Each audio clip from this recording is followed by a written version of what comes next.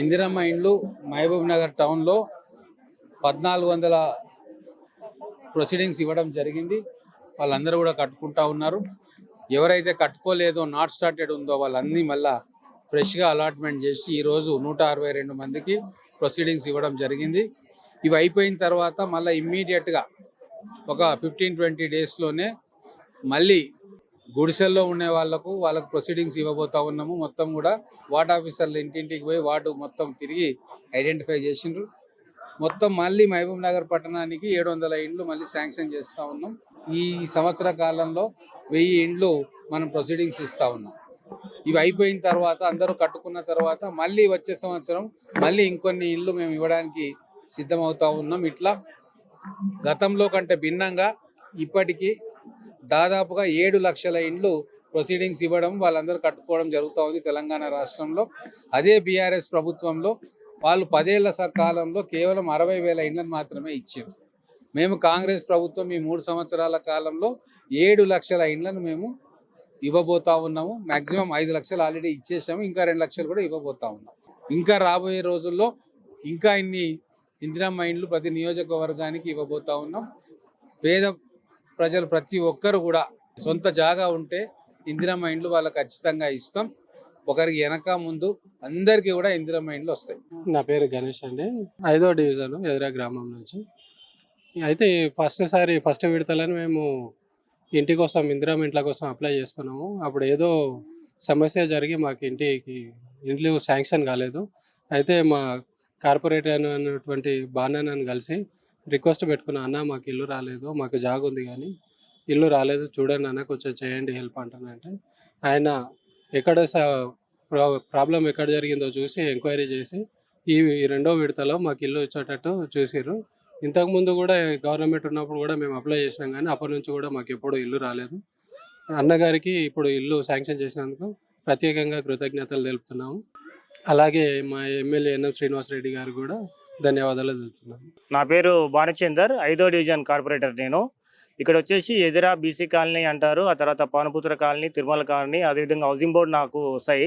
ఇక్కడ వచ్చేసి గతంలో నేను గెలిచినప్పటి నుంచి దాదాపు 30 ఇండ్లు శాంక్షన్ అయినాయి. అందులో ఒక 25 ఇండ్లు మేము కంప్లీట్ చేసుకున్నాము. 5 ఇండ్లు అనేవి ఇప్పుడు ఎండింగ్ స్థాయిలో, అంటే చెత్తు స్థాయిలో ఉన్నాయి. అదేవిధంగా సెకండ్ విడతల ప్రకారంగా ఈరోజు మేము 35 ఇండ్లు పెట్టుకున్నాము. అందులో 8 ఇండ్లు ఈరోజు ఇవ్వడం జరిగింది లబ్ధిదారులకు. అంటే ఖచ్చితమైన వాస్తవంగా ఎవరైతే లబ్ధిదారులు పొందాలనుకుంటారో నిరుపేద కుటుంబం ఉన్నటువంటి వారిని సెలక్షన్ చేసి ఇవ్వడం జరిగింది. ఈ వచ్చే నెల 15వ తారీఖు నాడు కూడా ఒక 30 మందికి ఇవ్వడానికి మేము ప్రణాళిక సిద్ధం చేసుకున్నాము. మా ఊరిలో ఉన్నటువంటి ప్రజలందరూ కూడా ఈ యొక్క కార్యక్రమానికి వచ్చేసి అంటే లబ్ధిదారులు చాలా సంతోషం వ్యక్తం చేస్తున్నారు. ఎందుకంటే కొన్ని సంవత్సరాల నుంచి ఇల్లు లేక వాళ్ళు బయట ఉన్న కిరాయికి ఉండడం, ఉన్న పూరి గుడిసెలో ఉండి ఈ గుడిసె కూలిపోవడం అనేవి జరిగినాయి.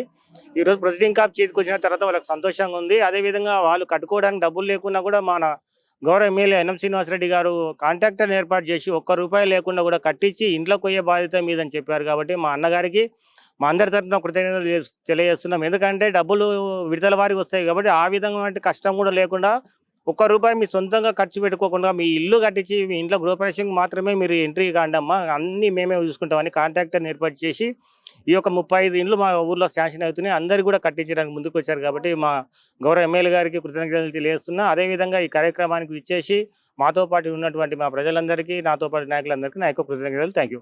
నా పేరు వెంకటమ్మ, రాంపురం వెంకటమ్మ. మాకు ఇల్లు లేకుండే, మాకు ఇల్లు మొత్తం గురుస్తుంది, కిరాయిలకున్నాం, మాకు ఏం లేకుండే. ఇప్పుడు ఈ సార్ వచ్చినాక మాకు ఎంతో ఇవి కారు నెంబర్ వాళ్ళకి అందరికి ఇచ్చినా వాళ్ళకే ఇచ్చుకున్నారు, మాకు వేయలేరు.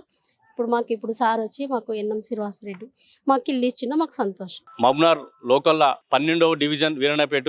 అయితే ఈ వార్డులో డివిజన్ల ఫస్ట్ విడతగా 25 ఇండ్లు శాంక్షన్ చేసింది కాంగ్రెస్ పార్టీ.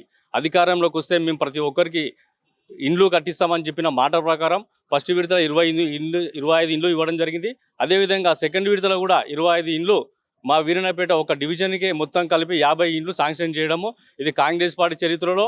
ఇంకోటి గత ప్రభుత్వంలో కూడా ఎవరు కూడా ఇవ్వలేని అన్ని ఇండ్లు ఈరోజు మేము కేవలం ఒక 2 సంవత్సరాల్లోనే 50 ఇండ్లు శాంక్షన్ చేసినాం. ఇంకా 100 ఇండ్లు కూడా మేము మా ఎమ్మెల్యే గారికి దృష్టికి తీసుకెళ్ళడం జరిగింది. వాళ్ళకు కూడా శాంక్షన్ చేస్తామని చెప్పి త్వరలోనే వాళ్ళకు కూడా ప్రొసీడింగ్ ఆర్డర్లు ఇస్తాము. ఇప్పుడు కూడా ఈ రోజు కూడా 25 మందికి మా డివిజన్కి రావడం చాలా సంతోషంగా మా వాళ్ళు కూడా అందరూ ప్రజలందరూ ఈరోజు కాంగ్రెస్ పార్టీకి జై అని తెలియజేస్తున్నారు, కృతజ్ఞతలు తెలియజేస్తున్నారు. ఎందుకంటే గత ప్రభుత్వంలో ఉన్న వాళ్ళకి ఇండ్లు ఇచ్చిండ్రు. మా ఏరియాలో మా డివిజన్లో వీరన్నపేటలో 660 ఇండ్లు కట్టిండ్రు. ఈరోజు సాక్ష్యం వీళ్ళ పేదవాళ్ళకి ఇయ్యలేదు అనడానికి నిజమైన సాక్ష్యం వీళ్ళకే. ఎందుకంటే అసలైన పేదవాళ్ళు వీళ్ళు. ఎవరో ఫామ్ హౌస్లో వచ్చి నెలకు ఒకసారి వచ్చి ఇల్లు తలుపు తీసుకొని చిన్న చిన్న దావా చేసుకుని పోయేటోళ్ళకి వాళ్ళు ఇచ్చిండ్రు, అమ్ముకున్నారు ఇండ్లు. అవే ఇండ్లు ఈరోజు వీళ్ళకి ఇచ్చింటే ఈరోజు ఈ పరిస్థితి రాకుండే కదా. వాళ్ళు ఎందుకు 5 లక్షల రూపాయలు కూడా ఈరోజు పెట్టుకోలేని ఇల్లు కట్టుకోలేని పరిస్థితులు ఉన్నారు.